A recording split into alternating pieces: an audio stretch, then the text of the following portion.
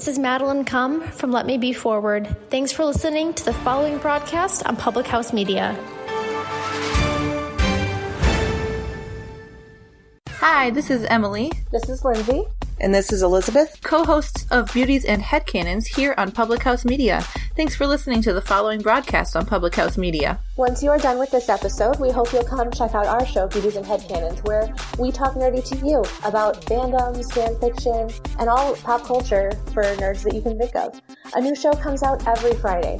Don't forget to subscribe on iTunes so you never miss an episode of Beauties and Headcanons. Thanks again for checking out the following broadcast on Public House Media.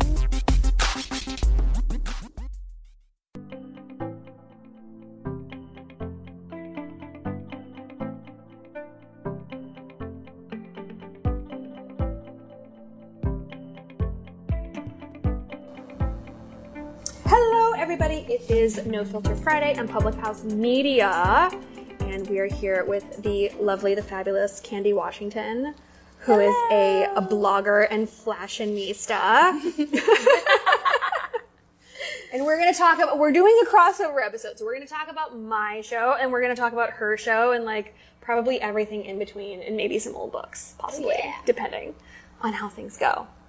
So how are you?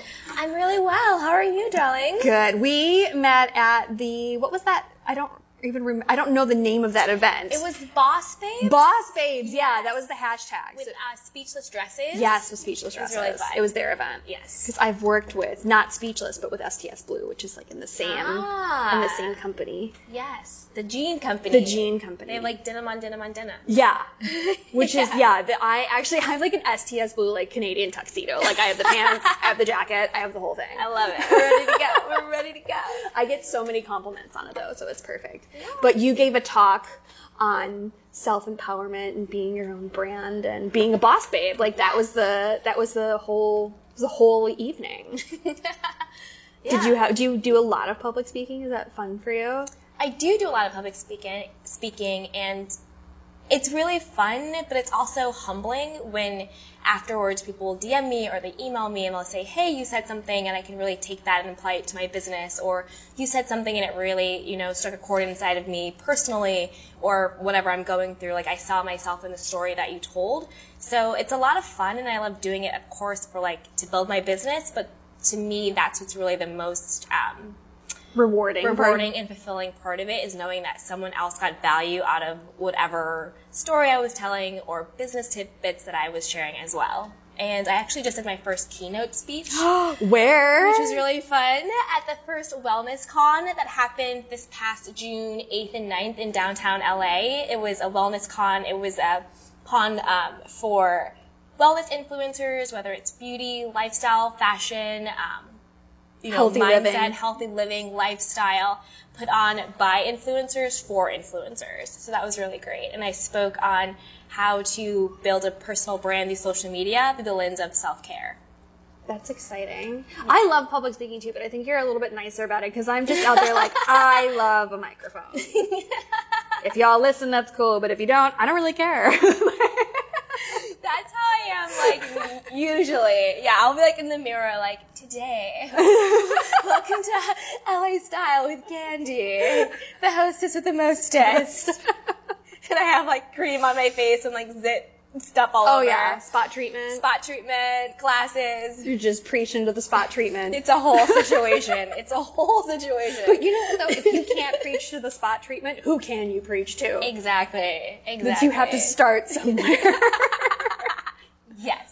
But I love that we live in a generation that's more focused on wellness and balance and actually putting effort into being good to yourself, because you cannot burn yourself out and expect to take care of anybody else. We have to dial it back. Yeah. And I think for as much flack as millennials get, and most of the time rightfully so. Yeah. I think that is one thing that we have really analyzed, and we do actually put effort into, is am I really living my true self? Am I honoring my core personality? Am I putting out the best work that I can for myself and others? All those things, we all have these conversations and we mean them. It's not just something that we say in passing. People actually work on it and look to influencers like you to be like, what did you figure out? Because I'm still struggling. I think to your point, I think our generation has made it a lifestyle and not just like, oh, this random Sunday I'm going to take off and do it for myself, but it's really incorporating, like, what are my boundaries? What are my standards? Am I checking in with myself? Am I being authentic? So I really think we've created a lifestyle out of self-care, not just a consistency. A consistency, not just like these one-offs. And for me personally, what really changed for me was knowing that self-care wasn't being selfish. Because I think I had this limiting belief that if I put myself first, if I said no to people, if I took time for me, that somehow that was being selfish or self-centered. But then I had to retrain myself and realize, no, that's actually just being like a functioning, healthy adult, and taking care of yourself first before anybody else is actually what you're supposed to be doing. Yeah, and getting it, like, coming to terms with the fact that we're not machines, we have limits, or even machines have limits for that matter. You have to power down your phone and recharge your phone and everything else. Like, everything's got a floor and everything's got a ceiling, and you have to operate within the two. Otherwise, you're going to crash in either direction. Yeah. And you don't want that. It's not good for anybody, obviously for yourself or anybody around you. Yeah. Yeah, and that no is a full sentence, and you're allowed to, like, take time for yourself and put yourself first. I always tell people a lot that, like, you don't really owe anybody an explanation. Like, there's very few people that are actually owed an explanation. That's exactly what I mean. But speaking of which, I saw this thing that this girl wrote the other day, and I don't even know who it was, so I can't even credit her, but she was talking about how, like, predators, because during the Me Too movement, we all talk about predators so much, but how, like, you know, the person at the party's like, oh, let me get you a drink. And you're like, no, I'm cool. I don't want a drink. It's fine. And then they're like, oh, yeah, I'm going to make myself a drink. I'm going to make you a drink. And you're like, no, it's cool. And then finally that person just walks up to you with the drink at a party in front of everybody. And you didn't see what happened to that drink. You have no idea. And you feel obligated to take it. Yeah. Because if you don't, then you're the bad guy in front of everybody. Exactly. But predators prey on that social contract of you taking it. But you don't need to take it. Like, you don't. Be like, I didn't want a drink. I didn't ask for a drink. You decided to go on your own volition and do this because you forced the issue, even though I've already told you. I don't want this. I already told you that I don't want this on multiple occasions, but you're forcing the issue. You can force the issue, too. Like, if they've already forced the issue, don't exclude yourself. Then everybody gets to force the issue. Exactly. You know what I mean? Yeah. So, and I thought that was really good because, like, and it's a good thing to remember of, like, predators do take advantage of that, and they're going to weasel their way in. And for the next person, they know that, oh, if I try this again on somebody else, they're going to do it too. Because all I have to do is insist 2 or 3 times and really hammer it in. Yeah. And make you think you've been backed out of your choices, and they're in. And that's certainly not enough resistance. They need way more. And then once they get the hang of it and they've done it a few times, it becomes their process. Exactly. And they could do it in their sleep. It's so easy at that point.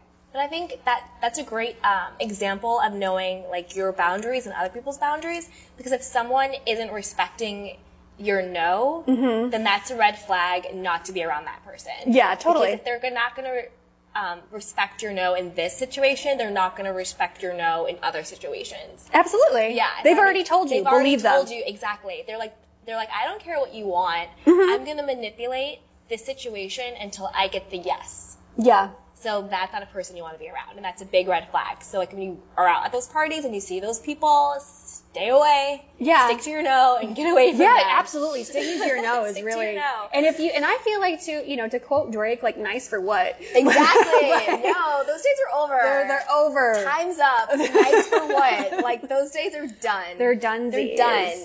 Exactly. I've been thinking a lot lately about grace and about being gracious and how, like, it has negatives and positive effects on things. Like, you always kind of think of it in a positive light of, like, oh, being gracious or, you know, be graceful in a situation, or even physically too, just not, you know, out here flopping around like a dying animal. Oh, like me dancing? Yeah. Twerk? Not a good look. Not out here doing the Elaine from Seinfeld. Yeah. Not good.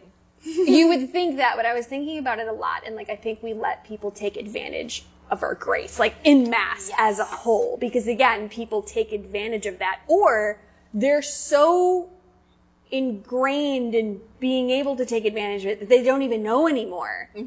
Like, It's institutionalized. Yeah. like, I've always had, you know, jobs like dealing with the public by and large. And, you know, if you're a girl of a certain age and you can talk to people, you're going to get enlisted to sell some things. Yeah. You know, like, it's just what happens. And I've done so many, like, trade shows and events and, you know, demonstrations, like, literally the whole gamut. And what happens when you do those things? People come up to you and they make dumb jokes. Or they say stupid things. My name is Candy. I'm just gonna leave that right there. Yeah, totally. Absolutely. I can't imagine the dumb things people say to me. It's ridiculous. Yeah, it's just right there, and it's at their disposal, and they know it. And on top of it, like, they take advantage that you're in a work situation, and they know that they can be a predator on and that. That you're captive. Yeah. And that it's like they have a captive audience, and also that you are in a position where you feel like you have to cater to them because you're in a work situation, and they will take advantage of that. They do, absolutely. And It's almost like a power play. It is. It's absolutely a power play. But I was thinking about how, like, a lot of times this happens and people don't even realize, because they're so used to being given grace, that they think that it's automatic. That's called privilege. Yeah. Like, That's the definition of privilege. Yeah. They don't even think about it. They don't even think about they're it. entitled to this. And then, like, I just did a convention not that long ago where I was, you know, helping with their sales or whatever. Yeah. And this guy made, you know, just the dumbest thing. He was like, oh, I want to, because it was an event where you could do try-ons. He's like, oh, I want to try on that one. So I went to go get him, like, the same thing. Yeah. But in his size. And he's like, no, that one. And I'm like, yeah, it's in my hand. And I just gave him the grace of, I'm going to pretend that I didn't even notice that you're such an idiot because I'm working. Yeah. You know damn good and well that you can't fit this. But because I'm in a work environment, Exactly. I'm going to take myself down. I'm going to dim my shine. I'm going to dim my shine so low because you you feel are comfortable. Yeah, Exactly. So you can be, so you were allowed to continue in your fantasy island of idiocy. It's ridiculous. And just keep it popping. And then it gets worse. He's like, oh, you have no sense of humor. And I'm like, oh my God. No, it's not, I just don't have any more F's to give to you right now. Yeah, It's like, not that I have a sense of humor. I just don't have it to give to you right now. I didn't actually not get the joke, sweetie. Yeah. That's not how this worked. I was allowing you Yeah. miles of leeway. Acres of leeway. Only because I'm working and for no other reason. And I was thinking about that. I'm like, there's so many people just running around. It's insane. Just running their mouths, and people insane. just Yeah. go, yeah, totally. And just keep it pushing, you know? You really have to. Oh my gosh. It's But you don't have to keep it pushing for yourself and them too. Like, you don't have to push for everybody. Yeah. It's not that's required. a good way. Yeah. Like, me and my really good friend, we have this saying where it's like, if it's you or me, I choose me. It's gonna be, It's gonna be me. So it's like, I don't have time for you, because I'm choosing myself. You're the NSYNC, it's gonna be me. It's gonna be me. Yeah. Exactly. That's fair. And, like, I feel like we should all kind of know that. You would think. It's at some You would point. think. But I find that the people who don't know that, and they have that sense of, like, you don't have a sense of humor like that guy, those are the people who are actually, like, the most, like, insecure. And with the lowest self-esteem, because they, like, they're still seeking their validation from other people. Totally. I mean, had you seen the guy, he had reasons to be insecure. But still. Aww. I mean, it was just one of those things where it's like, oh, honey, sweetie. And to make things worse, like, I think he was with, like, kind of like a small group of people, and this girl comes running back to me. She's like, I'm so sorry. I'm like, it's fine. I've seen an idiot. Go on your way. But she was melting and dying inside. Because she knew. She knew. She was like, oh, this idiot again. I can't take him anywhere. But she was just, like, losing it for it, and I was like, I I got this. You're fine. Run along. Yeah. You're going to have to go apologize to the next person. Don't waste your time on me. Totally. You have a whole convention floor of Keep it people pushing, to keep it deal with. pushing. Yeah. Yeah. Very It's almost sweet. like the living situation I was just talking about before we started recording, where it was like they had the dogs come in and they had the dogs meet each other to Yeah. make sure they liked each other, but they didn't give me the courtesy to tell me that I was living with dogs. Yeah. Right. So it's almost like that same thing where it's like, I'm just gonna do whatever I want and it doesn't You matter can deal about with it. yours. You can deal with it. Can't take a joke? Yeah. Ha ha ha. It's insane. Yeah, it's like, is it going to kill you to ask? Is asking a Exactly. question that painful? Exactly. Like, that you physically can't bring yourself to do it? Yeah. And I've been thinking a lot about, too, of like, just like in relationships, like if you have to ask a question, the answer might be no.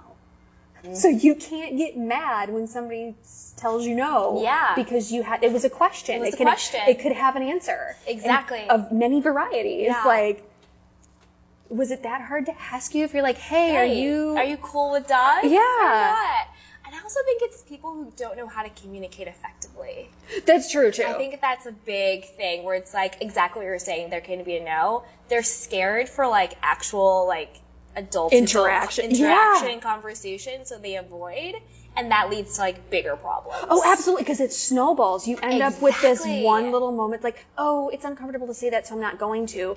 And then it just keeps getting going bigger and bigger and bigger. It's like a pimple. Yeah. It's like when I see a pimple and I'm like, don't touch it, but then I have to touch it, so then I touch it a little bit, and I touch it a little bit more, touch it a little bit more, and it's just like, ah. And the next thing you know, you have to call your facialist and be like, I've done it again. Yeah, so we have a situation on my left cheek.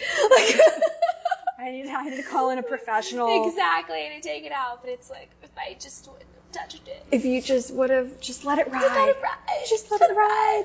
Yeah, it's hard, but at the same time though, like I wonder like how, and again, like maybe this is something as a generation will find or not, I don't know, but Yeah. like learning to effectively communicate largely stems from your parents and like Exactly. your learning situation. Your upbringing. Totally. Like when I was running around the world interviewing people for my documentary, I saw that a lot of like people ended up in a lot of bad situations, and their parents were didn't ever talk to them about anything or how to even mention how to use their voice or anything. They were just running around out here blinded and naive basically. Or once they did get into a situation and they were in absolute crisis, their parents just tapped out because they're like, Wow. I can't deal with this. Go somewhere else. Wow. Yeah. And those people by and large don't recover from whatever trauma it is that they experienced in any and all flavors. Yeah. But it's something, but you're right though, like as adults, like we have to learn We have to how to learn how say to- words. Exactly, how to communicate in like directly and effectively. Mm-hmm. I saw this meme. It was said something like people who don't know how to communicate think every conversation is an argument. Yeah. So they don't know how to have like the tougher conversations without it escalating because they don't know this is just communication. Yeah. It may be a tougher conversation, but it's just talking. Yeah. They think it's an argument or fighting, or it has to be like, it's like There's the egoic dramatic. mind. I have to be right. You have to be wrong. Rawr. And Yeah. Like, really like super like defensive. It like, gets aggro so fast. so fast because they didn't learn those communication skills where it's like it's okay to just talk things out. Yeah. Well, that insane. and like thinking about your words before you say them, or like really thinking about like what do I need to convey here, and like the stakes at hand. Like just evaluate, just like spending 2 minutes like thinking about that before you have to go solve a problem or something. Yeah. Is tremendous. It's kind of one of those like ounce of prevention, pound of cure things. 100%. I actually broke up with this guy that I used to date because of his poor communication skills. And it Which is not an uncommon thing. It's not a common thing. But You weren't the first person. it wasn't even so much he couldn't communicate, it was that he couldn't listen. So he was the type of person who would listen to respond, not listen to understand. Yeah. So like as I would talk to him, he would already be in his mind thinking of like 15 things to say back, but he wasn't actually responding to what I was saying because he wasn't actually listening to what I was saying. And I was just like, I can't Which deal is with a it. telltale sign that person doesn't care. Yeah. Like, they're caring about their own situation. Exactly. Not yours, and you can't really fix that. You can't fix that. Yeah, it's not my job to. No. I don't want to. It's too much. No, it's like too much. Yeah. Was it like Michelle K or somebody was like, he's already grown, what are you gonna do? Exactly.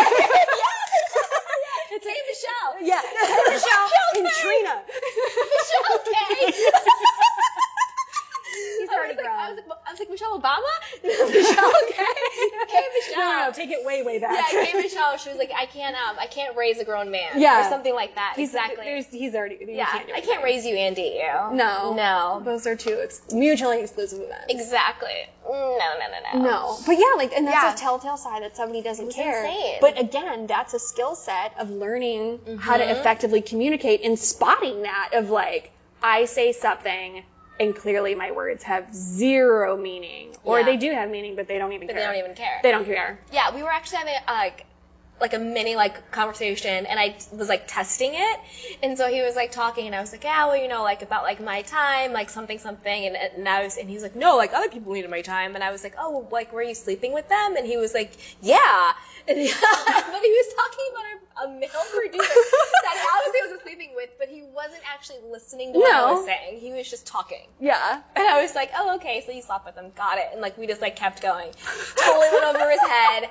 Was totally not tuned in. And I was just like, this is the last conversation I'm having with you. It's a waste of my breath. Exactly. You should apologize to the trees for the Seriously, CO2 at that you're point, I was using. like, now this is just an experiment. So let's see what I can get out of you as a great story. But that's it. Like... Ugh. It was ridiculous. It's rough. Yeah. But yeah, like, just recognizing that there's nothing I can do here. Yeah. I'm just gonna have to back away slowly Gonna let go and let Homer God with this Simpson one. it into the bushes and keep on going. Exactly. I was like, this one's a wrap. It's a loss. It's I'm gonna catch this L and see you later. Yeah. I'm just gonna take that L train all the way on out of here. Oh, that's rough. I'm gonna go find an adult to actually have a conversation with. You know, I had somebody tell me once, that the biggest disappointment, like as an adult, is like figuring out that like there are no adults. Well, there are no adults, but like you have people that are in adult bodies around you, but that doesn't mean anything. No, that means nothing. It means nothing. It means absolutely nothing. Yeah, they're like in a 27-year-old body with like a 6-year-old mind. Yeah. Yeah. It's just like they just stopped one day, like, this is good. This is good. I'm just gonna live in this I have the mindset. emotional capacity of a 7-year-old for life. Take that one till the wheels fall off. Exactly. Let's rock this. Temper tantrums, got them down. Don't know how to communicate. Check. Absolutely. My gosh, I was my little cousin is like kind of like he's 19 and he's like spreading his wings and like flying away into adulthood. It's very sweet and adorable. But he's that side of my family is like so over dramatic, and you know how like the whole hurt people thing. Yeah. Like it's just so everything is trauma. Like everything is a giant big brouhaha. I know that. And he's not like somehow in his DNA he became not that person, and everything is like a cool cucumber to him. He's like melted into the couch. He's such a softie, basically. Yeah. And he's like, yeah, man. I just like texted and I said what was up, and then that was that. But meanwhile, they're still, still in it. They're still on all caps all the time. Yeah. And it's like, you just like really after all this time, like you haven't figured out that this doesn't work. It doesn't work. It doesn't serve you. Yeah. Yeah. And I just sound all like frou-frou, but whatever, I'll go there. Yeah. It's like get your frou-frou on. I'm getting my frou-frou on right now. But it's like a good example of people who are conscious and people who are unconscious. Like there are people who are literally like sleepwalking through life and they're on reactionary mode. Yeah. So they're not actually like thinking, okay, what was said or what happened? Let me think about this. Let me process this and then figure out the best way to go forward. They're just operating from a place of react. And hope that it gets that it gets something. So they're not actually processing or evaluating or like critical thinking about things. They're just like, nope, I'm going to react. I have to be right. ego says I have to be right, so I'm going to react. And I'm going to bring up everything from 20 years ago into every we're gonna conversation. take it to the way back. Remember that time we were 5, you saw my Barbie? I hate you for it now. I'm happy 55th. Like, you know what I mean? It's like, but it they happens, take all though. that stuff because they haven't elevated the level of consciousness where they know that I'm not my thoughts. I'm the thinker of my thoughts. I can control my thoughts. Therefore, I can control myself. Yeah, and that's the only thing in this world that you can't control. Hello. It's like Trust me, I had to learn that I could not control other people, and that was a sad day in my life. Yeah, it's a sad day in everybody's life. Like if you can finally get there, it's a sad day. But once you move on from it, be like, the only thing I control is me. It's on the most best day. liberating thing in the world, and that is still a struggle. There's some days where I'm like, Candy, can you get it together? This isn't working out, girl. Rein it in. Rein it in. Absolutely. Like that's a hard thing, but it's harder to live under the false reality. Sleepwalking, essentially. You're sleepwalking. You're not actually living your life. You're reacting to external stimuli that you've no control over. No control over. You can't. Which is why it's like dramatic and chaotic because there is no control. So it's like if I'm trying to control something that I have no control over, and you're never going to be able to. It's physically impossible. It's going to be dramatic and chaotic because you don't have control over it. And you're choosing to. Yeah. That experience. I saw something the other day about how there's about anxiety and about how if you get anxious because something may or might happen in some altered future or whatever, that if it does in fact happen, then you had to live it twice. Exactly. Because you went through it in your mind the first time, regardless if it was living in reality or not. And then when it did come, like the real day came and that sequence of events happened, you had to live it twice. Exactly. You had to go through it twice. And I was like, that is absolutely correct. Like, once is enough. Once is enough. That's more than I wanted to do at all. Yeah. And also, you probably brought it into your own existence. Yeah. By having that anxiety. It's true. If you were like, this is gonna happen. The world, your subconscious, everything will work out to make that happen. It's like a self-fulfilling prophecy. But it's also what you're saying. It's like dwelling in the past is depression. Dwelling in the future is anxiety. Dwelling in the present is happiness. Yeah. Because it's like in the past, you can't change what happened in the past. You gotta let that go. If you're always in the past, you're depressed and sad and whoa, blah, blah, blah, all this happened to me. Not to dismiss that because of course that's meaningful in everybody's life, but you can't live there. That's depression. You can't live with in the future of this might happen, I'm scared, I'm anxious, I'm, on 10 all the time. What if? That's anxiety. But if you're just in this moment right now, I'm being present, I'm having a great conversation with a really smart, funny, awesome, beautiful, woman, this is awesome. You enjoy that present moment, you're just this is good. And if you can string those present moments together, you might get something. When you string those moments together, you get an existence of happiness and being present. When I was in India the first time, I was interviewing acid attack survivors within an acid attack survivor house. And the lady that runs it, Rhea Sharma, who is a saint on this earth. But I asked her, I was like, how do you, emotionally deal with this? Because it is a lot. It's a lot. It's a lot to facilitate these women and their families going through this thing. They may or may not survive. It's really gnarly, and you're working on your government to physically dealing with them and trying to keep them alive, plus harping on your government to help out or prevent or I don't know, lift a finger in some sort of an effort. Yeah. That's a lot to do. And she's like, well, it didn't happen to me. So what right do I have to get, all in my feelings about it? And I was like, oh, you're right. And she's like, it's not about me. And I'm like, you're right. It's not about you, but that's a lot to stew in. That's a very heavy thing. I'm kind of the Sarah McLachlan animal. Yeah. I'm a mess at those. I'll have to master that one day, but not yet. Yeah, that's a lot of yoga Zen mastering. Yeah. And I have not achieved that level yet.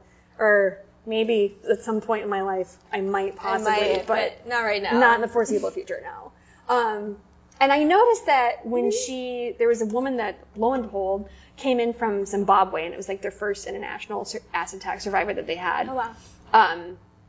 47% of her body was burned, and she was in Zimbabwe, and they don't really have like plastic surgeons and people to deal with this in Zimbabwe, and they're like, you should go to India because they have people for this. Like, they know what they're doing. So her aunt brought her to India, and she was in really, really, really rough shape when she came in. She's doing much better now. But Rhea said to her that the worst was over. That, like, the actual experience of being burned on that day was, like, the worst, and it could really only get better from there. And I was thinking about it in my life, and I'm like, what if the worst is over? And I've already made it through that. Yeah. We're good from here on out. Let's just smooth sail. Yeah, like, and I feel like hopefully, like, if I keep telling myself that, of, like, the worst is over, I've already done the things. You've already done the worst of it. The things are over, so we're just gonna coast downhill from here on out. No. That hopefully that will be the situation. Yeah, Like, I forgot who told me this, but very, very similar. They just said, give yourself and give life the benefit of the doubt that, like, things are going to be okay. yeah. Like, give it the benefit of the doubt. We give people the benefit of the doubt all day long when they don't deserve it. When they don't deserve when it. you know good and well They're going to do it again. They're going to do They're it. bad. They're lying. They're cheating. Yeah. Yeah. We do it so often. The least we could do is extend it to life in general. Yeah, to life, or even to ourselves. Like, I'm going to give myself the benefit of the doubt that I'm going to get through all of this, and it's going to all be great, and everything's going to work out for me. Yeah, it'll be fine. It'll be fine. Or the age-old, like, it'll all be fine in the end, and if it's not fine, it's not the end. At the end. Exactly. Just keep it moving. Keep it moving. Just keep it, just one foot in front of the other, as hard as that sounds. And I remember, like, people just, like, back in the day, like, I always felt like people were just saying words, like, oh, one day at a time, and I'm like, No. that's a soap opera. Like, what does that mean? Now that I'm an adult, I'm like, those mantras, like, they get me through the day. They do. I'm It's like everything's working out. It's gonna be okay. Take a deep breath. Count to 5. you just got to make it through today. Just If you make it can through make it today. the next X amount of Oh, hours, we can do it'll be it. fine. We'll hit reset. Oh my gosh, did you watch Unbreakable Kimmy Schmidt? Yes. Okay, so there was this one scene, I think it was in season 1, where Kimmy's like, she had to like churn something for a long time. Oh, yeah. And so she would count to 10, and she was like, I can do anything for 10 seconds. seconds. Like 1, 2, 3, all the way up to 10, and then she'd like, do it again. You guys had to get Start to those over. 10 seconds. She was like, I can do anything for 10 seconds. And that like really stuck with me. Like if I'm like out for a run, I'm like, I can do anything for a minute, right? Yeah. I can do 1 more minute. 60 seconds. 1 more minute. Count 6 it down. seconds. Yeah. Or if I'm like working and I just really want to like stop working and watch like Housewives or something and just like veg out. I'm like, well, I can keep working for like 10 more minutes, right? Yeah. And then that 10 I've got minutes 10 in becomes, me. I got 10 more in me. And I feel like that's kind of like a good philosophy for life. You're just kind of like, you know what? I can do 1 more day. I can do 1 more stretch. I can do 1 more week. I can do 1 more whatever. Just have that whatever, that like micro Teeny measurement tiny is that you is. can get through. Just have that and be like, I can give that minute. I can give that day.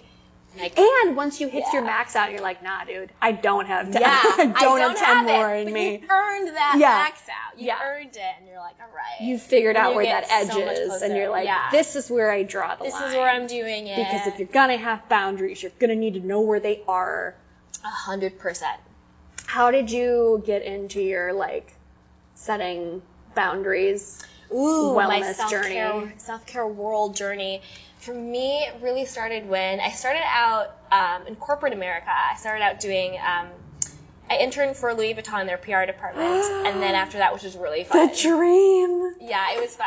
It was exactly what you thought it would be. I learned a lot about like myself and like don't cry and like like don't cry at work. Cry in the bathroom when you get home. Like don't cry at work. So I definitely learned that. You can't cry on the vachetta. It'll Yeah. stain. Can't. So I learned that. That's when I first fell in love with storytelling. Actually, was one of my like duties was they're like, this is the showroom, and you can make it anything you want to make it. Just know where everything is, and when the editors come in, know what to show them. So for me, I was like, okay, so the showroom really has to be able to tell a story, and I really have to be able to pull the stuff. Yeah, so where that designer's going for that collection exactly. and that season. Like, is it like is it the winter issue? Is it the the summer body issue? Like, what story is that issue telling? And then how can I weave in our fashions into that story? So that's when I first fell in love with storytelling, and then worked in corporate America, did PR, whatever, blah blah blah. Then I sort of quit corporate America, and I started doing my own blog, my own podcast, on-camera stuff, like hosting, acting, all that fun stuff. And that was when I had to learn, since I was doing it for myself, I had to learn, okay, I need to set some boundaries and some standards. So I can't just post for free. I can't just that's a big one. Work for free. I can't just do, like, creative stuff for free, because a lot of times when you work in a creative space, or in media, you want to do those things. You want to do them, and everyone knows that like there's still people who want to do it, that they exploit that, where you should be getting paid for your talent, and you should be getting paid for your time. So I had to learn how to say no, which was so hard for me. Because then you don't get to do the work either, and when you love it and you're a workaholic like that, you're like taking an experience out of your own hands, and you're like, but then you're also like, but I know that I should be getting paid for this. Like, I know that, because if I want to go from being an amateur or a hobbyist, I need to get paid, because that's how you become a professional. Yeah. So if I want to be a professional at what I do, if I want to be a full-time content creator and monetize what I'm doing, I have to get paid for it. So I had to learn how to say no. I had to learn how to push back. I had to learn how to know when my no was a no and when my yes was a hell yes. Yeah. So you know what I mean? Like, if it's not a hell yes, it's a hell no. So I had to really get firmed up on that stuff, but the way that I got to being able to do that externally was I had to learn to value myself internally first. So I didn't know that, like, I didn't have, like, low self-esteem, but I didn't have the best self-esteem, and I never really thought of it myself that way. I was like, no, of course, I have great self-esteem. I'm really smart, went to great school, I'm doing great, kicking ass. But then how come I had such a hard time, negotiating for my value? How come I had such a hard time? Yeah, that's a skill set in itself. Skill set in itself, but that skill set only rests upon a good foundation of self and a good foundation of, no, I am inherently intrinsically valuable. What I do is meaningful, and you're going to pay me for it because that's what I deserve. And otherwise, you wouldn't be in my inbox if it wasn't. Exactly. You're asking for me to give you value because you know I'm valuable. You're just not trying to pay me for that value. Yeah. And so I had to get firm on myself and being like, no, who I am matters. What I do is valuable. My voice is meaningful. My talent is meaningful. And I'm going to continue to push forward until I get paid for it, which obviously, like, I do now. Yay, that's awesome. But then I also had to learn other ways to, like, to pay myself for it. So I'm like, okay, well, you're not going to pay me to do this, web series. I'm going to create my own web series or whatever it is. Yeah. So I think for me, the way I came into the self-care wellness space was just out of necessity, really going from, I'm turning my passion of blogging and Instagramming and social media and on camera and doing all that fun stuff into, I'm a business. Like, I'm a full-time This is a creator. machine. This is a machine. I'm making money, and this is what I'm doing. I'm professional, and I want to be taken seriously as a professional. So that's when I had to learn really getting my self-esteem up, really getting myself because if you're not buying it, I'm not buying, how is anybody else going to begin to? And what I also learned was that the moment I pushed back, they'd be like, oh, well, send me your rate sheet then. Like, they'll be like, oh, we're going to send you this really cool, like, face mask to try, in kind and for a post. And I write back, I'm like, thank you so much for reaching out. That's really great. What's your budget for this? Oh, we don't have a budget. Okay, well, I only do paid placements. Let me know when you get one or anything changes. Oh, okay, then, well, what are your rates? Send me your rate card. Or we found a little bit of budget for this. Yeah. Because it's all a business. And they're going to try to get it for free first. They're going to try to get it for free. And it's like any relationship, even like dating or friendships or family. In business relationships, people will always try to test you to see what they can get away with. To quote Derek Jackson, they're going to check your temperature. Exactly. They're checking your temperature. Burn them. Exactly. So it's like, oh, first they're going to reach out with, we'll send you this, can you pose? To see, I don't want to say dumb, but like kinda, to see if you're like easy enough to take that. You know what I mean? They're not gonna, it's like guys, like if you're dating a guy and he's just like, well, okay, well, like, I'll text it later, maybe. Or, you know what I mean? Or like, he hits you up on Saturday and it's like 10 o'clock or something, hey, you wanna come out for a drink, never made a plan.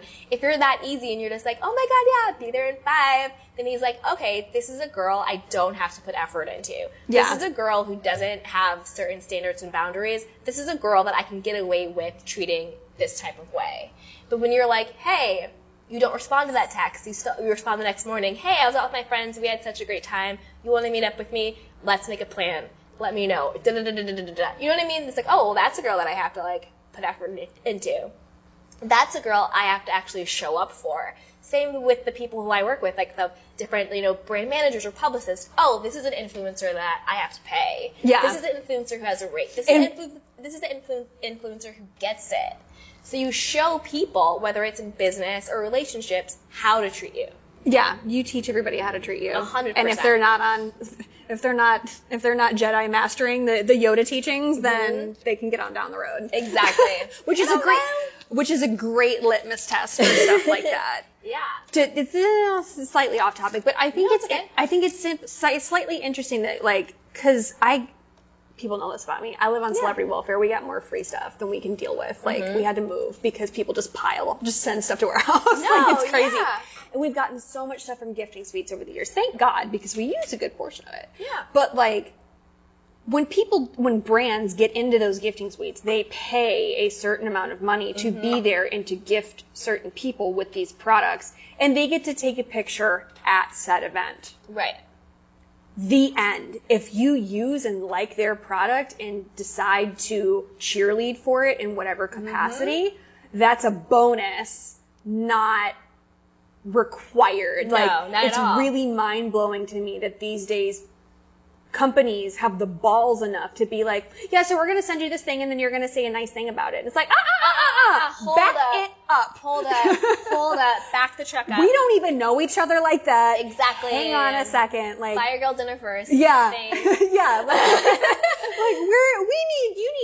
We need some introductions here. Exactly. But, like, I yeah. have to figure out if I even like you, Mr. Slide in the DMs. Exactly. 100%. Back it or up. like the sneaky ones who are like, oh, we want to send you something. We'll get it to you ASAP. And then they're like, oh, and by the way, here's a code to share with your users. Nah. You're not getting me on the okie doke. That's why I push back, and I'm like, oh, what, will you want to do an actual campaign? Well, then these are what the rates are, and these are what the guidelines are. Not like they try and trick you, like, we're gonna gift you with a really cool bag, or we're gonna gift you with like these like power bars. What's your shipping address? And then it's like, by the way, here's a code for your followers. No, you're trying to like backhandedly get a actual campaign. You're not getting a swipe up. You need to sit down. Exactly. There will be no swipe ups here. There'll be no swiping up here until the invoice and the check clears. Yeah. Just have a seat. Hang on a second. Back to Instagram memes. I saw one that said, you can pick my brain. It said, you can pick my brain when the check clears or something. Or the invoice clears, something like that. And I was like, I love that. Because sometimes you get the people who were like, oh, can I pick your brain? And then they really just want you to, like, consult them on all their stuff. Mm-hmm. And it's just like, no, you can pay me for a consulting fee. Yeah. It's like, they know. And the thing is, like, we live in an age of, like, so many kids. Like, there's so many people that are out here, like, willing to do that. To, like, be a consultant and go look at your whatever mess you made. Yeah. and figure it out. Yeah, and try to make order out of your chaos. Like, those people are available to you. Like, just scrape it. Oh my god. Together. I had a call the other day with this guy. I'm not gonna say what his name was. I don't even know if he's like legit, but he was like trying to do like some reality show about like fashion and beauty. And he was like, do you want to be on a reality show? And I was like, well, what is it about? Like, let me just like get my bearings. Like, what are you talking about? He was like, well, you know, it's like really high quality about fashion and beauty, but I can't tell you anything else unless I send you like an NDA. And I'm like, that means you don't know what it's about. And then he was like, can you like talk to your contacts about like funding it or like this is another option? And then they're like, you know those like really like fast talkers, but they're actually not saying anything. And I was just like, no. And there's just words coming out of the mouth hole. And I was just like, well, is it actually picked up? Do you have a network? Do you have investors? Like, what stage What are is you it doing in? here? Do you have a Yeah. treatment and a script? Do you have, like, talent attached to it? Like, what are you doing? Like, Do you have a sizzle? showrunner? Yeah. Do you have anything? And it was just a lot of, like, blah, blah, blah, blah, blah, blah, blah. So you have to watch out for those people who just, like, I want my 20 minutes back. Yeah. Those are 20 minutes of I'm my reclaiming precious my life time. that I'll never get back listening to you babble about nothing. About some nonsense. Yeah, well, it happens so often. So often. In this time. But those people take advantage of people that just want to be on a thing. They just want to do the thing. And people who don't get how the industry actually Yeah, works. I used back in the day, people would send me things of like, oh yeah, we want to bring you in for an audition, and it's like a love scene or whatever. I mean, just like the schmarmiest of schmarmy things. I was like, oh, you didn't know you called the queen of petty? You dialed 1-800-PETTY, sir. Let's do this. So I'd be like, yeah, totally. Send over your proof of funds to my manager. Here's her email address. Love it. And they're like, click. Next. Yep. But like a lot of girls that are like fresh off the boat, or Oh, yeah. people that just don't know how like projects come together, like what's a real TV show or what's not, or what's a real movie or what's not, what's in production, what's out of production, what pre-production really means. You know, they fall into these traps, or they end up going to these bad castings. I did an episode a while ago now, probably like a year ago, because we're doing the show for a long time, about like how to avoid like shady castings. Oh my god. Yeah. Me and my friend Ozzy like unpacked that bag, because her and I are always doing these like TNA jobs and stuff like that. And we're like, no, this is how you do this. Stay away from the crazy. But that's what happens. Like, you end up with people like that, but more often than not, you have to get burned at least once, or more often than not, like a couple times to like really be able to filter that out, which is a great thing to have, like some sort of resource to be like, is this legit? This is legit. Yeah. This is real. This person sounds like a crazy person. I'm confused. Because, like, you know, supposedly the freaks come out at night, but in Hollywood, They're all day. 24/7. all day, all night. 24/7. They don't have a home. Speaking of shadiness, you had asked me about a Me Too. Yeah. Okay, so Spill tea. That's this what is we're the here tea. for. This is before I moved to LA. Uh-huh. I was coming to LA for like a visit, almost like to test the waters, test the temperature. And the guy that I was seeing at the time, so I was living in New York, was like, oh, my cousin's, it's a little convoluted, so let me break it down. The guy that I was seeing at the time was like, oh, my cousin's husband's college friend is a TV and film producer in LA. When you're out in LA, I'll see if I can get a meeting with you and him. Yeah. Okay, so I'm out in LA. Granted, the TV producer, I'm not going to say his real name, let's call him Producer X, is a legitimate producer. I mean, if I told you the TV shows and the movies that he produced, you would all know them. Massive blockbuster, like totally legit professionally in the Schedule field. A shows. Yes. However, behind the scenes, it was this running joke between him and his friends how he had a book of headshots of all of the models and actresses that he basically banged. And it was like his Bible book of just like headshots of like all these women.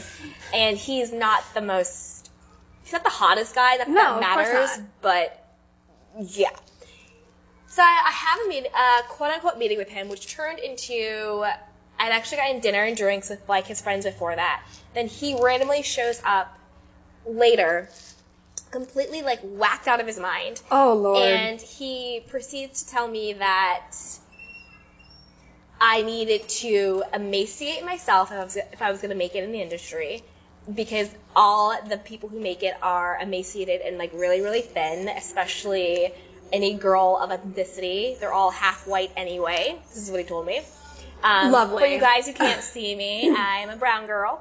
And so he told me that I had to emaciate myself. And he also told me that his best advice was to, can we swear on here? We're not supposed to. Okay. So his best advice he gave me was to F my way to the top and not to the middle.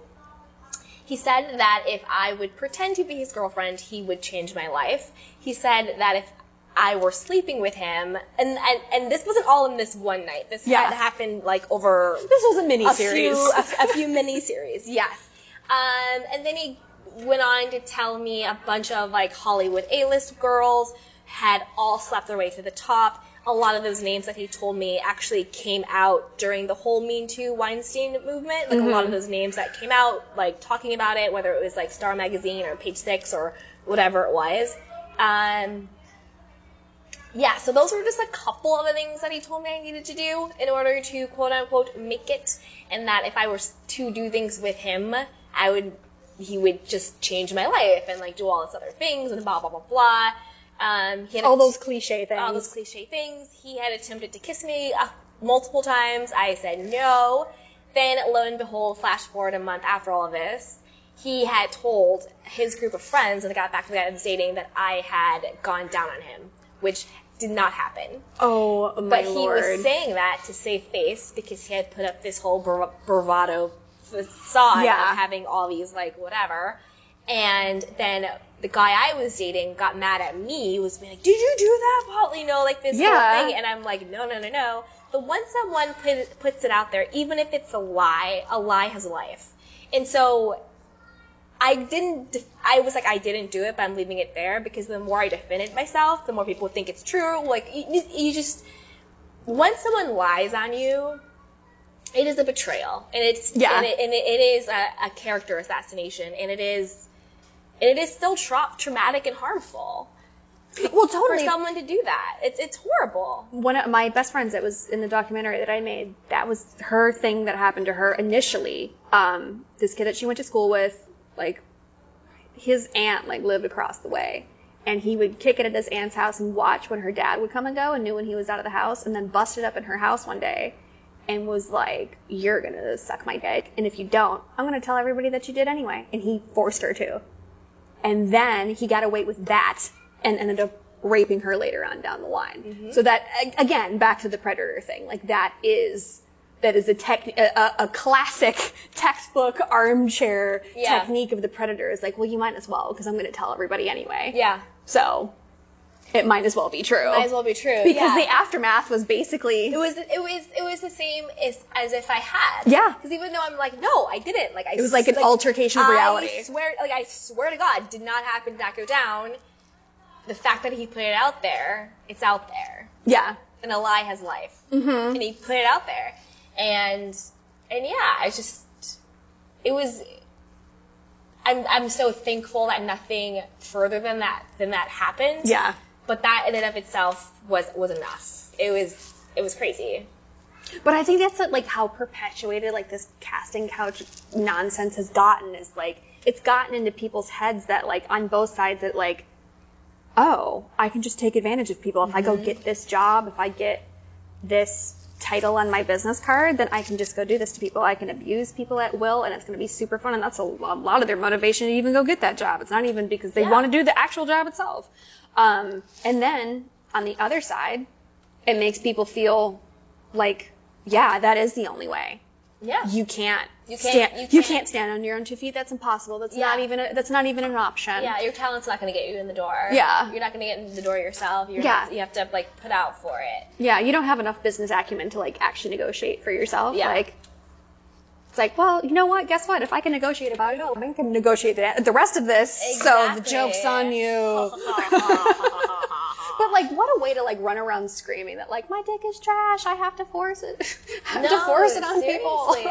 Seriously, it's about like what? How sad is that to have an entire binder full of people that didn't want anything to do with you? Because they were disgusted by you. Because it's about control. Yeah. It's about power and control.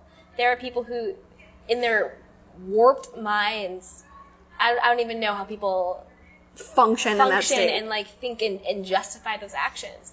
But yeah, he had a whole book, and like, I mean, maybe the book is a myth. I've never physically seen it, but like they were all talking about it, where it was just like a book of just like all these like actresses and like models and stuff and all these crazy things. But given the way he treated me and given what he was saying and doing, like, I don't know. And then it's also the culture of drugs. There's a lot of like drugs, like take this bump, do the like drink this, smoke that. It's like such. We used to have these wild drug culture. Wild parties around here. I remember we used to go to these like, you know, parties with people's houses and stuff. Like, and instead of like running around, like people running around with like trays of drinks in their hands, like it'd be like lines of cocaine. Yeah. And the trays weren't trays; they were mirrors. Yeah. Yeah. Just like blow for everybody. That's how Scott Storch blew like $30 million in cocaine up people's noses. Like at his house in Star Island in Miami, like he'd have like dinner parties, and then like, you know how like in The Little Mermaid when you like pulled up the thing, like it wasn't food, it was blow. Or like Sundance every year. Sundance every year is people like it's like some saying or something. It's like not all the white powder snow. Yeah. Every single year, people are messed up out of their minds at Sundance. So it's like, really, can you just like focus? Can you like calm it down, rein it in a little bit? Yeah, just dial it back just a little bit, just get it under control. Yeah. But yeah, you're right. Like the drug factor comes in hardcore to it because they want you to like have your inhibitions down. Yeah. Easier to say yes out of your mind. That's one of my favorite games to play with people, because like you'll like go out sometimes and people are like, oh yeah, drink more, and I'm like, oh, you don't think I have a tolerance? I'll drink going to the table. This will be fun. Yeah, that was one of my old school favorite games to play. It was like, oh, you want to play this game? You want to play this game? You roll up the sleeve. You roll up 1-800 patties. Exactly. You got the main line. It's like, let's do this. I love it. Oh, the terrible things that I take pleasure in this town. Oh my god, insane. And just run up the bottle bill like crazy. We need more. We need more. Yeah. The champagne bill comes back and it's $16,000. They're like, oh, they're still not drunk. What happened? Like, oh, it wasn't fun. I thought we were having fun. I know. Shots? Who wants to do shots? Bring the shot girls over. Let's do 10. Oh, God. I would be on the floor. I'm such a lightweight. Like, that game I could not play. I, like, look at shots and I'm wasted. Yeah. I'm like, is that tequila? I'm a mess. Yeah. Like, nobody wants to see that. You know, and you can act like a mess too, and especially like in Vegas. Like, you can act like a mess in the club and then like clean it up on the casino floor, and they're like, wait a minute. I thought you were hammered. Like, no, I'm fine. Let's go. Yep. Let's keep it moving. And they're like, how? It's a physics equation at this point. Like, doesn't it, blood alcohol content, no? Okay. It's so sad, but I love it. Yeah. Oh, what a fun game to play. So fun. But yeah, it's become, and I've talked about this with so many people, like it's become a both sides of the equation kind of a thing. Like the person who perceives themselves to be in power, because the truth is that no one can make you or break you except you. Like, people think that the people in this town have so much power and blah, blah, blah, blah, blah. And the reality is, like, they don't really. And you can't sleep your way to the top. You can only sleep your way to the middle, because you still have to do the job. Yeah. Like, and if you can't do the job, then you're just going to be out here sucking all types of good with no jobs, because exactly. A hand's going to be the only job that you're going to get because you can't do anything else. Yeah. Which is fine, whatever. Some people do that with themselves, but that's kind of how up until the New Yorker broke the story to the public with Harvey Weinstein, like, everybody just thought that that's how it went. Works. Yeah. And it's not the case. Like, for some people it is. Like, there's a clear list of names who, X, Y, and Z, but at the same time though, like, there's another plethora of people that's like, I went in for it just like everybody else, and I got it. And it worked out. Yeah. We didn't think it, especially for like people's breakout stuff, like, you can't plan success. Yeah. Like, you can't. Like, ask any record label in town. Yeah. Like, just because you throw P&A money at it, or you get the most hype you can, that doesn't mean that it's going to be well received. It just doesn't. A PR friend of mine was in charge of doing numbers on like the social campaigns for when Katy Perry put out her movie. She had a movie? Yeah, she had like a live movie. You remember the poster for it? It was like her singing into like a hairbrush. And I missed that whole situation. Okay, well, that goes great with the story. And then Lady Gaga had put out, I think, 5'2" or whatever it was. It was her like doc. Yeah, it was around the same time. It was kind of like the same thing. And DirecTV, they were doing their social numbers in conjunction with like DirecTV and like all the P&A people that were like reporting sales. And they were like, Yeah. Katy Perry tweeted and Instagrammed and fulfilled her contract, did all the things that she was supposed to do. No one cared. Yeah. No, I didn't even know about this. Yeah, and Lady Gaga did all the things she was supposed to do, although it was rather minimal considering. And her stuff went off the charts, and people genuinely loved it. And you can't plan that. If you could plan success, all of these studios all these studios, all these record labels, all these networks, they would just plan success, but it's not possible. So when you back that up to the people that cannot plan success, like, they can't plan your success either. Yeah. Like, no. And a lot of times they're lying. Yeah. A lot of times they're going to sleep with you, they're going to get you to go down on them, they're going to humiliate you, totally exploit you, and then not pick up your call the next day. Oh, yeah. Don't do it. Not worth it. No. There are very, very, very few people in this town that actually can make those decisions to be like, oh, yeah, we're going to slide this person into this show, or we're going to put this person in this movie or whatever. There's so few of those people. Yeah. And usually they reserve those for, like, family and, like, actual girlfriends and wives. Yeah. Totally. And friends. Mm-hmm. For sure. Like, it's just not something that they try to do it. Oh, they say they're going to, but people with the actual power to do it, the likelihood of ever running into them is so small. Yeah. Because there's, like, the smallest of small handful of people. It's like, honestly, at this point, after all that's happened, it's probably like 5 people left that could still do it. But at the same time, though, like, now that films and television is put together by an algorithm, those valuations are done by an algorithm.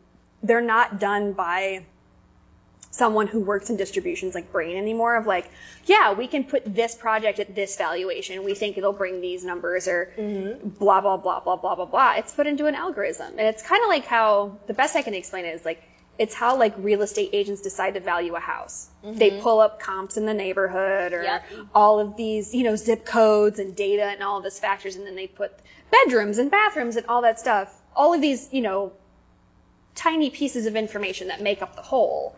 And then they put it on the market. They're like, oh yeah, we're gonna stick $1 million price tag on this. This is fine. And somebody might come along and be like, shh, that's a great deal. I love this. This is beautiful. Here's $1 million. Thanks, later whores. And then there's or it might sit there on the market, and they might have to drop the price and drop the price and drop the price. We do project valuations by an algorithm now. It's not somebody's brain. So if you can't move the needle in the algorithm, like literally on paper, like if you don't have anything in your body of work that spit out a paper value in that algorithm, you can't get into the algorithm, which is a catch-22 in itself. But if you can, you can. If you have a proven, like, track record of, like, for every dollar invested, you brought $3, a la Shia LaBeouf. Shia LaBeouf at one time was, like, the best indie film investment return. Is that if you spent $1 on him, you got $3 back? Not anymore. Oh no, this was a long time ago. But he's just a good example because you can see how that wave rode out. Yeah. But if you can't participate in that, then there's nothing to do. And anybody that wants, any sane person, I should say, that can get the people that do move the needle in an algorithm, they're going to give them whatever they want to be able to be like, oh, I only have to spend $5 on you to get $7 in return, and then I'm going to keep the $2. They're happy to do it. Yeah.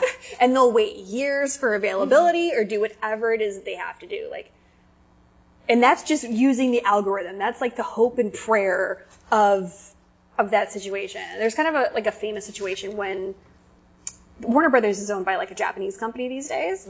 And when they bought it, they were like, okay, so we see that you made, 8 really solid grossing films here, and then you made 3 that were sufficient, and then you made, 6 flops or whatever. So like, we're going to stop making flops. And they're like, oh, that's not how this works.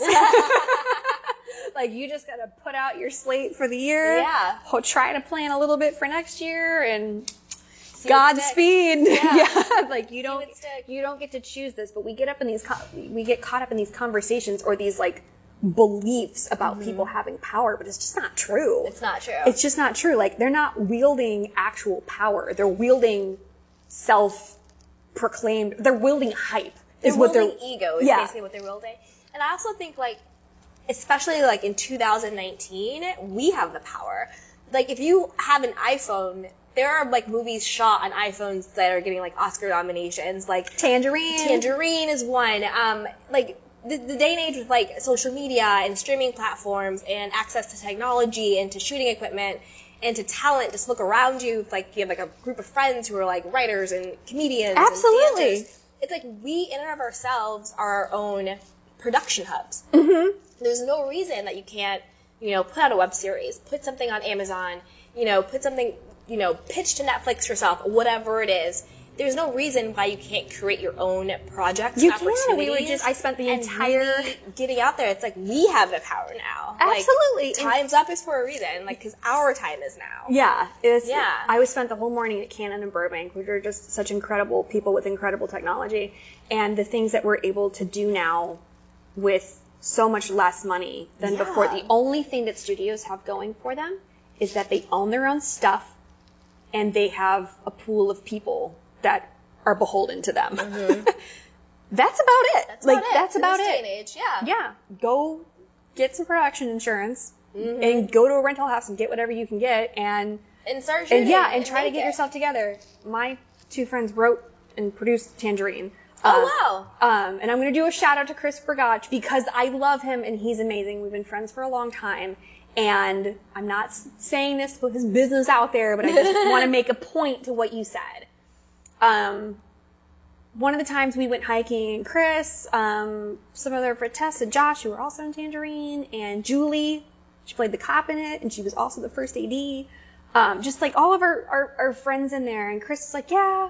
Him and Sean were putting it together. I think they were writing Tangerine, or they were gearing up for it, or they were in a really critical process of it. And again, I'm not trying to put Chris' business out there, but I'm so proud of him that I have to say this. Yeah. He got a job at like one of the vendors within like Universal Studios, like not the lot, like the theme park. And he was like, yeah, like I had to like blah, blah, blah, blah, blah. I'm like, dude, you have a real job. There's not very many people in this town that can say that. Yeah. And that's when he made Tangerine, was while he was doing that, and they put it together. And you gotta hustle. The Duplass brothers did not make that movie. They jumped on later. Mm-hmm. That was purely Sean and Chris going out into the world and doing it, much like how they did with Florida Project. Yeah. So you can do it yourself. Granted, they're both divinely talented people, and they're incredibly dialed into what they do. It is not a joke. I'm not saying, oh yeah, they had such an easy time and they just, they just slapped it together. That's not at all what happened. Like, not even close. But you can do it. You can do it. It can be done. Yeah, it's like we have the power now. Like, you don't have to get on your knees for anyone. Like, you don't have to get on your back. You don't have to compromise your morals. You don't have to compromise your body, your sense of self. You don't have to. No. And it's like, and it's also like, if you don't know how to direct, find a really cool director. You don't have access to equipment, find someone who does. Whatever it is, put together a team of people, each who knows their niche and their talent, and then put together a good team and do it yourself. Be your own boss. We are powerful. Absolutely. We have the power. You do. We can do it. There's so many people, especially I did an episode about James Franco a long time ago and one of the girls on Twitter was like, I felt like I had to be naked in this, and, he made me do it, and, if I didn't, she was saying we, like the people that worked on it, if we didn't do this, then, he would blacklist us. I'm like, is this the acting school? Yeah. It's like, but like, newsflash, like, James Franco does not have that much power. No. I promise you. I'm on the fence with that one, because I kind of I always I get what she's people. I get what she's saying. But I'm also like, I don't blame James Franco for that situation. It's one of those things where it's like, if you don't hate me on Twitter or Instagram. Well, if you don't want to do nudity for $100 a day, then by all means, don't do it. Don't do it. But that goes back to like using your voice and using your judgment, and don't stray from that. Yeah. If something doesn't smell right to you, doesn't look right to you, doesn't sit right with you, chances are it's not right. Yeah. Like, Yeah. And don't give your power away. Yeah. Because I guarantee you, like, And certainly don't give it away for free. don't give away for free. Like, I don't know James Franco, no idea. However, I highly doubt he has a list of people in his acting class that he has on a blacklist. Like, that just Even if he did, there's nobody reading it. ridiculous to me. That sounds more, that sounds more of like her own fear. Yeah. Rather than her, it sounds like a perceived fear. Yeah, rather well, that's the than thing. an It's like, actual in fear. most of these situations surrounding this whole Me Too movement come Yeah. from a perceived fear Yeah, of like, it's a perceived I'll fear. never be believed. Right. I can't go to the press with this. Yeah. And those predators, in turn, hammer on those perceived Yes, fears yeah. until the day comes where the light shines down on the truth. Yeah. And everything comes to light at some point. Just gotta wait for it. Yeah. To quote Tom Green, just wait 5 minutes. Somebody will get it done. Just hang back for 5 minutes and Yeah. somebody else will do it. But yeah, it's like this perceived power structure. Like it's 100%. really the likelihood. I'm not saying that it doesn't exist, but the likelihood of it actually existing in that situation is like next to nothing. It's like I highly doubt no. People think that actors have power. And I think they don't. And I think that was his method, and I think that goes along with like, again, using your own internal guiding compass, where it's like that can be that person's method. It doesn't mean it has to be mine. Yeah. And like I stand in my voice to say like that's not okay for me. Yeah. And being okay with communicating that, even if you know what I mean. Just Yeah. communicate that and know it's going to be okay. Yeah. Well, He's not trying to blacklist. I'm sorry, he's not. Like, he's not. even if he was, he doesn't have the ability to do it. He doesn't Like, have the ability to do it. nobody reads a single thing that James writes. I promise you that. Like, You're fine. it's You're, just- you're fine. they might have like a Spider-Man painting or whatever, but they don't. As far as reading things go, they don't do that. But like I always, because I do a ton of nudity personally, because I literally don't care. I'm like, titties, booty, all of it. Like I don't literally, it doesn't faze me at all. Yeah. But I always tell people, like, if you don't feel like that's your jam, Exactly. Don't it do doesn't it. have to be your jam. I totally understand when people are like, nah, I'm gonna stay buttoned up over here. I'm like, go ahead, do it. Like, let my craziness like run free. Like, let me go running naked through stuff. Like, it's, I will handle it. It's fine. If you don't want to do it, no big deal.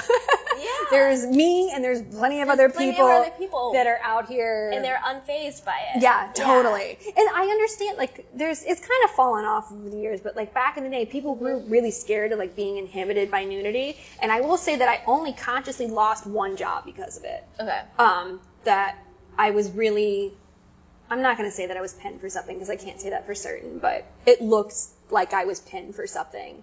And it was a big corporation. It's sometimes they'll knock you out of commercials, but this was years ago. Yeah. And they're like, oh, well, you can't be they came back to me like, oh, we can't have anybody that's published nude. Are you published nude? I'm like, mm-hmm. A whole bunch of it. All over the place, up one side and down the other. And they're like, okay, thanks. I just kept it moving. So that's the only job that I can say that I lost because of nudity. But I have gained so many others because of it. But that was years ago. I don't know that. I don't think people are like that. Yeah, unless you were doing something that was like really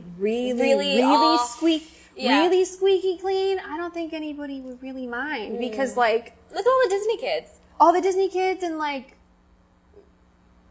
it's usually the stuff that you'll not get down with is like really big companies like Revlon or Coca-Cola or like just like these like the juggernauts basically that are like, no, we have to be the squeakiest of squeaky clean. And this, I'm probably about to use a bad example, but it comes to mind. Like Kendall Jenner still did a Pepsi commercial. I was just thinking that when everybody you said that. hated it, but Now she's repping Coke. Did you see that with the orange Coca-Cola? Kris Jenner's a genius. She really is. She's the momager of momagers. She really is, because the whole fallout with Pepsi. So then Kendall did some like, but it was really shady because it was basically like an Instagram campaign, but they tried to get like over like FCC guidelines. So it was like Kendall Jenner caught wearing like orange bodysuit, wearing the new orange sliced Coke, and it was like all over.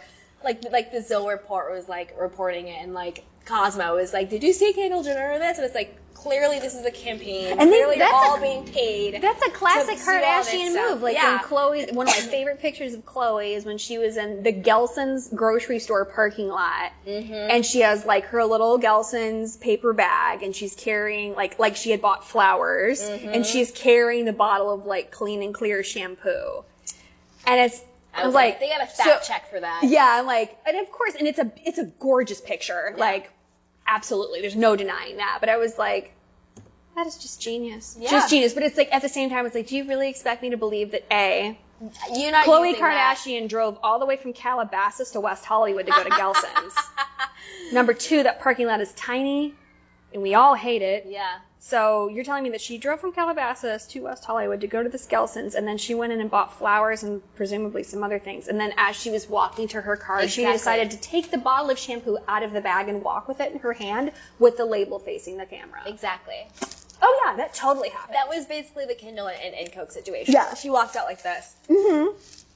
Yeah. Like wearing the same color. Like it was like, come on. Yeah. Come on, There's a guys. classic shot. This is from a branding perspective, not from a cinematic perspective, but Yeah. like of Cameron Diaz holding Sun-Made raisins, just like that, like with the label out, and she's crossing the frame. I think it was in her shoes or something like that. Yeah. It was the movie where she goes to like live in the retirement park. Yeah. But that Sun-Made raisins paid a pretty penny for this shot of Cameron Diaz Yeah. in her prime, like crossing the frame, snacking on these Yeah. Sun-Made raisins. Yeah. And it's from a marketing standpoint, it's a gorgeous shot. It's really, really beautiful. But I always think about that. It's like, it's an ad, and that's fine. It is an ad. It's yeah. fine. I'm It's not. fine. Just disclose it. Well, I don't even know if I'm not a big stickler for like disclosing things. I mean, I feel like at this point you should always know that you're being sold to at this. But I mean, In this day and age. I say disclose it only because, I guess maybe for me, because I do social influence, like I have to. So I think they should too, I guess. And a lot of people don't know. A lot of people still are sleepwalking through life and think, oh, Kendall really just went to that bodega and got that Coke. Like, come on. Yeah. The girl does not drink Coke. That's got No. 27 tablespoons of sugar in it. No. She does not have time for She's that. not even smelling it. No. No. It's probably not even opened all the way. Yeah. Like it's probably It's just probably empty. yeah. The tab It's is- a prop. Yeah, it is. It's a prop Coke. It's a prop Coke. They They mocked it up. Yeah, they mailed over a pristine can. Exactly. And they sent an art guy to make sure that it was polished and Exactly. perfectly polished, perfectly mattified, and ready to Ready to go. travel into this image. Yeah. For sure. It's like Crazy oh, Kardashians. Oh. Kris Jenner's a genius. She really I was is. driving down Sunset the other day and I saw their billboard that has glitter on it. Oh yeah, and you can like see Oh, it it's shimmering. so gorgeous. I'm Yeah, like, it is really pretty. First of all, none of you need a billboard. You certainly don't need a billboard on Sunset. Do you see the Kylie one on La Cienega? Yeah. Santa Mon- oh, Yeah. Oh my god.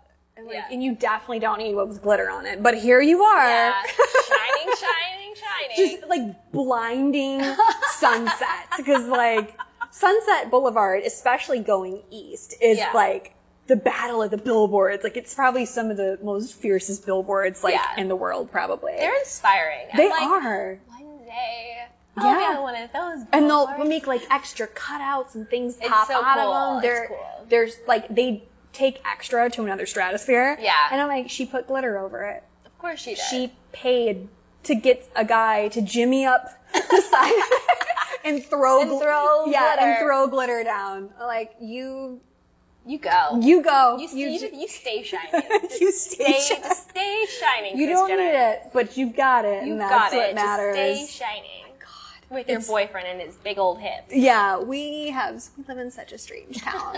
It's such a it's like living in an alternate universe. It really is. And somehow it's reality. Bizarre. I don't know how, It's bizarre. but it's wild. Yeah.